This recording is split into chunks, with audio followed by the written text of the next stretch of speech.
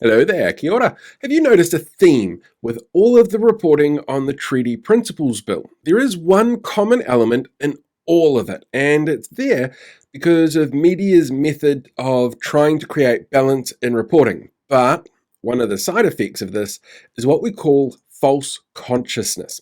Now, false consciousness is actually an old Marxist term. It described workers who believed the disinformation that the powerful gave to them to their own detriment. Things like, well, if you work hard in this salt mine, then one day you'll be as successful as me, Lord Snooty Pants, who inherited these vast estates and factories from my wealthy family.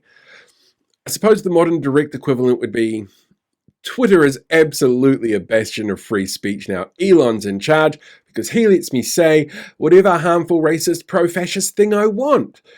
From the people who have never had to use the word cisgender in their lives but are happy to spread hate and disinformation that aligns with Elon's views.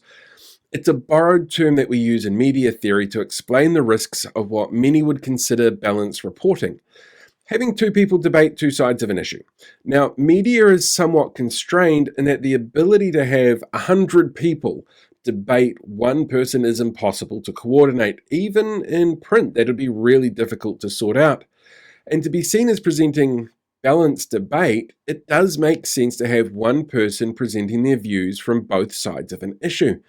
As an audience, it makes sense to see topics presented this way, but it creates a false equivalence. It puts too much weight on the side of an issue that isn't equivalent to the other.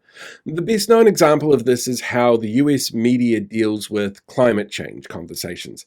They'll have one scientist and one climate change denier to hash out their points. But the reality is 99.9% of scientists have been found to agree that humans have an impact on climate change. But the one versus one format creates a false consciousness in viewers that basically both arguments hold equal weight.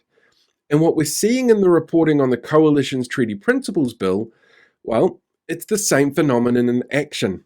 Every story is framed as someone is against it and David is for it. In fact, Seymour pushes back on criticisms has been this week's prevailing media narrative.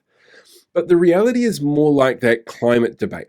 Yes, David is the face of the bill, as its driver and most vocal supporter. But those opposing him, well, because it might cause harm to our social cohesion, because it'll harm Māori, have issues with our constitutional elements within our government, those numbers far outweigh David and his bill's supporter base. The list of people and organisations that have criticised it are huge. There's over 1,000 prominent people, community leaders, experts, and organisations that have openly called for it to be dropped at some stage. Even if they're agreeing to proceed with the bill itself, National and New Zealand First have both levelled criticisms at it, along with Te Pāti Māori, the Greens and Labour.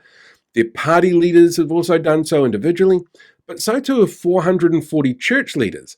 These 350 different organisations from all over the country that include organisations that represent academics, historians, lawyers, as well as doctors and treaty experts.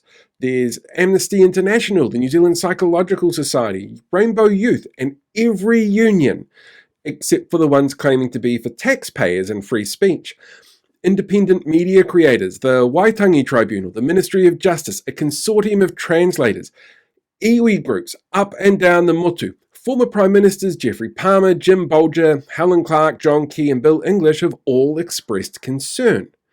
The number of experts and organisations that have spoken out about everything from the harm this bill has the potential to cause by even being tabled and sent to select committee through to the conservative price tag attached to it far outweigh the number of people who find the bill has any kind of benefit. But the constraints of media are limited. David Seymour wants his airtime, so will discuss it in media where he can, knowing that by both siding the argument, media is over-representing his perspective to combat the mountains of others who see it as problematic. If media want to make it a really representative argument, they'd have one pro interview with Seymour for every 1,000 guests against this bill.